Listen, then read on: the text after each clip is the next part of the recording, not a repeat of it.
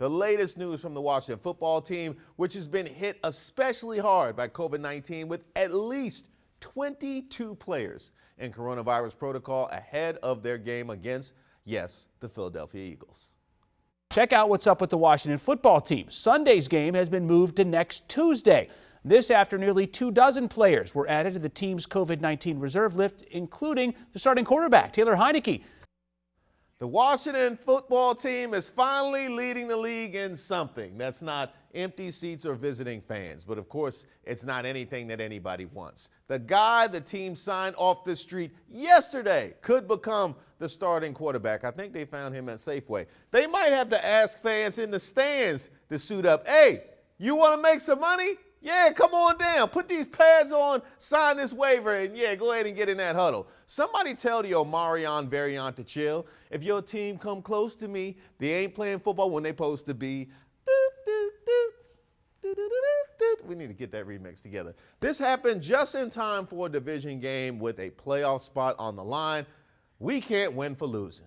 Every time this team shows promise, it gets stomped out immediately. It's like Charlie Brown getting ready to kick the football, and then Lucy snatches it away at the last moment and gives him COVID.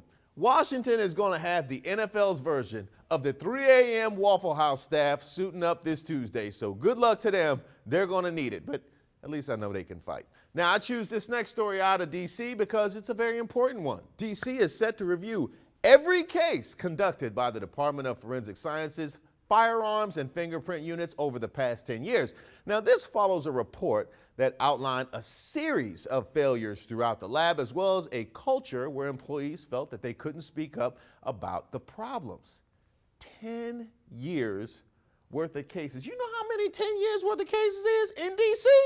They're going to be looking at cases from the Adrian Fenty administration. Yeah, anybody else remember back when we had Black Les Luthor for a mayor? I can't be the only one. How is our firearms and fingerprints unit run less professionally than the Wendy's on Georgia Avenue? I need to know. I need to know. The Department of Forensic Sciences is playing with people's lives.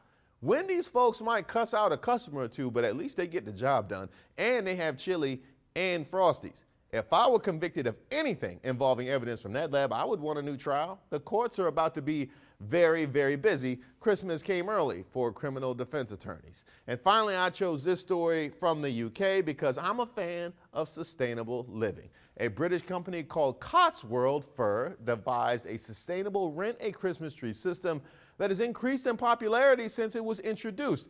Who knew there was a rent-a-center for Christmas trees? Now, hopefully they don't have the same predatory interest rates, because if so, some of y'all are going to be paying off your Christmas tree to the 4th of July.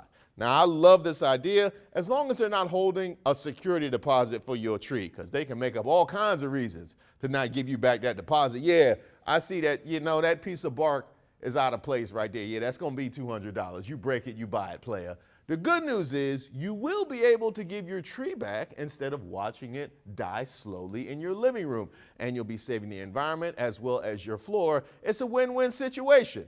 My favorite story, you ask? Oh, of course, it's got to be the Washington football team and all the flag football and ultimate Frisbee players they're going to have to sign this week in order to field the team.